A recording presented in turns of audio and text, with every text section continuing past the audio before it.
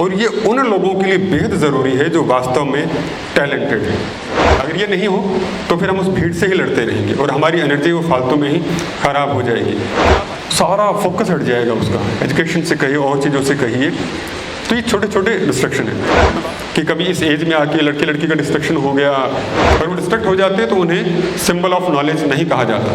तो ये तो एक बात रही कि डिस्ट्रक्शन तो आएगा, तो जिसको अपना ये क्यों पता चल जाता है ना, उसकी सारी समस्याएं खत्म हो जाती हैं। मकसद नहीं पता होता तब आप डिस्ट्रक्ट होते हैं।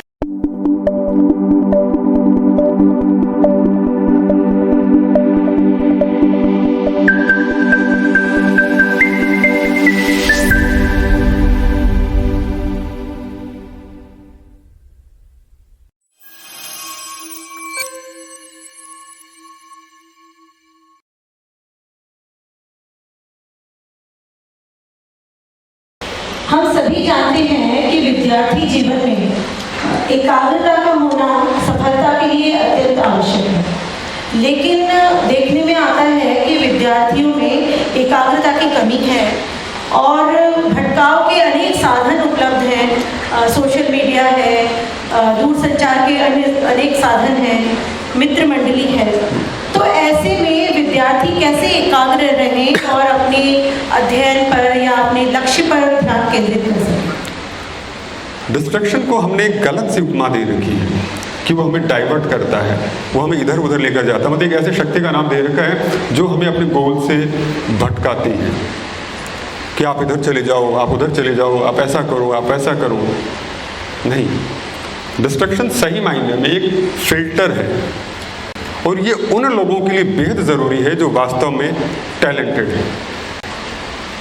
अरे डिस्ट्रक्शन जैसी चीज़ नहीं होती ना तो सभी के सभी लोग एक ही जगह खड़े नजर आते हैं और फिर लड़ते मरते आपस के अंदर। ये जो डिस्ट्रक्शन होता है ना, ये उस भीड़ को जो फालतू कचरा इकट्ठा होता है उसे बाहर निकाल देती है। नहीं होता, आप IIT के एग्जाम में देखते हो 15 लाख 16 लाख लोग बैठते हैं और लास्ट में निकलने कितने से होते हैं। तो वो जो बाकी भीड़ क्यों छट जाती है, क्योंकि वो उस डिस्ट्रक्शन की जो दीवार है ना उसको पार नहीं कर पाती। अगर ये नहीं हो तो फिर हम उस भीड़ से ही लड़ते रहेंगे और हमारी एनर्जी वो फालतू में ही खराब हो जाएगी। तो आप अच्छे हैं या गलत हैं ये तय करने के लिए ज़रूरी है कि आप अपनी बात रख सकें और भीड़ आपको आपकी बात नहीं रखने देती है। डिस्ट्रक्शन को जिस जिसने सहा वो ही आगे निकल गया। हम लोग बात करते हैं भारत रत्न डॉक्टर BR अम्बेडकर साहब की। क्या सोचते हैं, उनसे ज़्यादा डिस्ट्रक्शन किसी जीवन में हो सकता है? एक ऐसा आदमी उस वक्त जन्म लिया हो जबकि हम कास्ट सिस्टम की बात करें बहुत ज़्यादा रही हो, जब गले पे हंडी लटका दी जाती थी, पीछे झाड़ू बांध दी जाती थी कि आप इस पर्टिकुलर कैटेगरी से बिलोंग करते हैं। तो डिस्ट्रक्शन तो कहीं भी हो सकता है ना। आपको रंग के नाम पे पीछे किया जा सकता है, आपको रूप के नाम पे पीछे किया जा सकता है, आपको क्या कहूँगी धन के नाम पे पीछे किया जा सकता है, आपको मेंटल एबिलिटी के नाम पे पीछे किया जा सकता है। ऐसा ही तो होता है ना कि अब सब बैठे हो यहाँ पर और आपको कह दे नहीं यार तू सुंदर नहीं है, तो डिस्ट्रक्ट हो जाएगा, यार मैं सुंदर नहीं, सारा फोकस हट जाएगा उसका, एजुकेशन से कहिए और चीज़ों से कहिए। तो ये छोटे छोटे डिस्ट्रक्शन है। मैं बात कर रहा हूँ बाबा साहेब की, तो वो डिस्ट्रक्ट नहीं हुए। उन्होंने बाहर बैठकर, अब आप सोच के चलिए कि आपसे कहा जाए कि आपको बाहर बैठ कर शिक्षा लेनी है, आप अंदर नहीं आ सकते हैं, तो आधा दिमाग तो वैसे खराब हो जाएगा कि यार मुझे अंदर ही नहीं घुसने दिया जाना।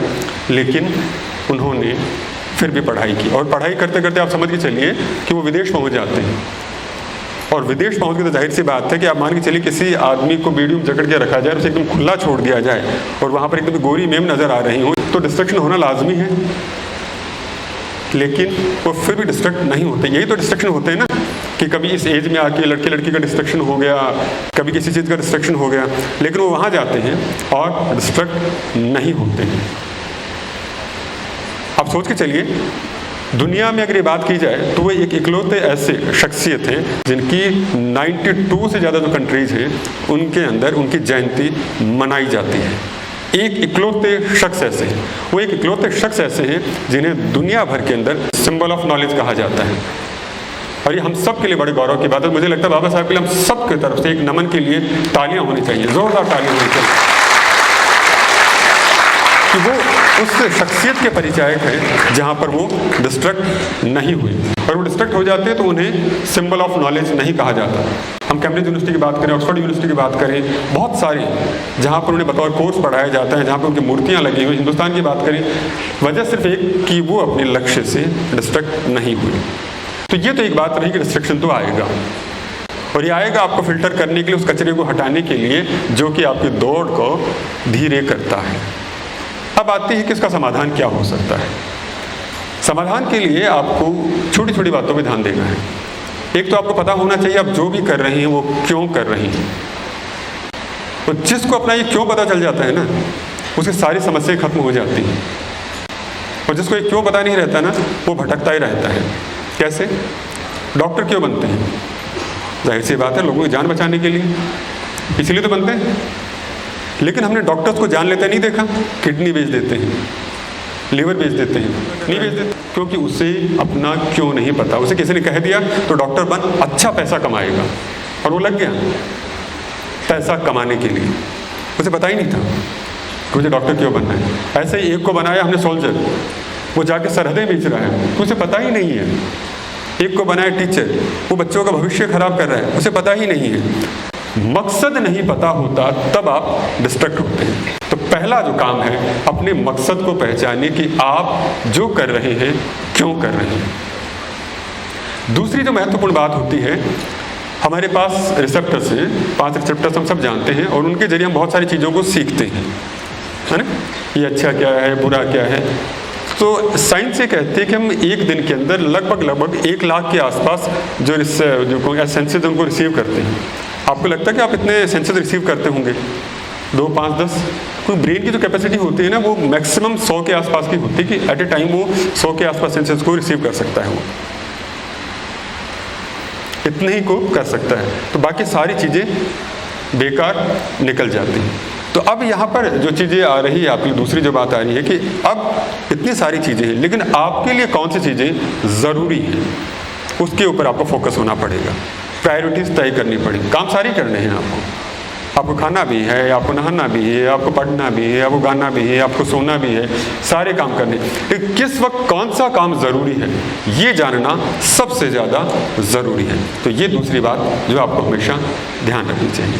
तीसरी बात होती है, जाहिर सी बात है, हम बायोलॉजिकल जो हैं तो उसके अंदर बायोलॉजी भी अपना काम करती है। तो जो ब्रेन की जो कैपेसिटी होती है ना, एक बार में लगभग 80-90 मिनट के आसपास ही फोकस करने की होती है। लेकिन हम लोग जिद के अंदर लगे रहते हैं, नहीं हमें ज़्यादा करना है, हमें ज़्यादा करना है, मैं 10 घंटे पढ़ाई करूँगा, मैं 12 घंटे पढ़ाई करूँगा। ऐसा नहीं होता। आपके हाथ इतने ही, आप उससे ज़्यादा नहीं कर सकते। ज़्यादा खींचने की कोशिश करेंगे तो टूट जाएगा और ये आपको दबाव में लेकर आ जाएगा। ऐसा ही तो होगा। तो जब भी पढ़ाई करें, कोई भी गोल बनाएं, तो उसके लिए उसे टुकड़ों में तोड़ दें, छोटे छोटे टुकड़ों में तोड़ दीजिए। दबाव मत लीजिए कि अभी मैं ये काम करूंगा और उसके बाद में एक ब्रेक लूंगा, 10 मिनट का ब्रेक लूंगा। इस तरह से अपने सारे काम को टुकड़ों में तोड़ कर आप देखिए, अच्छा कर पाएंगे। एक जो अहम बात जो मैंने बताई कि क्यों का जानना ज़रूरी है, एक टुकड़ों में होना ज़रूरी है चीज़ों का, साथ ही साथ में आपका ये जानना भी ज़रूरी है कि आपकी जो एक फिजिकल कैपेसिटी भी होती है, तो आप उसको भी इग्नोर ना करें।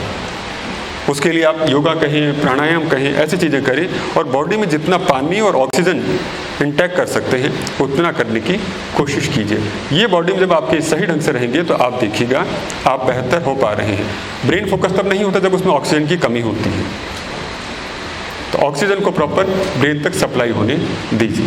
मुझे लगता है छोटे छोटे कामों का आप करेंगे तो सब चीज़ें हो सकती है। लेकिन सबसे महत्वपूर्ण काम जो मैंने बताया है कि आपको ये पता होना चाहिए कि क्यों फोकस हूँ। बाबा साहब को पता था, भगत सिंह को पता था, महात्मा गांधी को पता था कि उन्हें क्यों फोकस होना है। उनके जीवन में बहुत सारी समस्याएं आई, तो उसके बावजूद वो रुके नहीं। तो जितनी मुश्किलें आए उन्हें सिर से सलाम कीजिए और कहिए कि और आओ, ताकि मेरे आसपास की जितनी भी गंदगी कहीं या जो फालतू का कंपटीशन है ये खत्म हो जाए। अब देखिएगा ज़िंदगी मुस्कुराती हुई, सफलता मुस्कुराती हुई आपका इंतज़ार कर रही है। बहुत बहुत शुभकामनाएं आप लोगों को।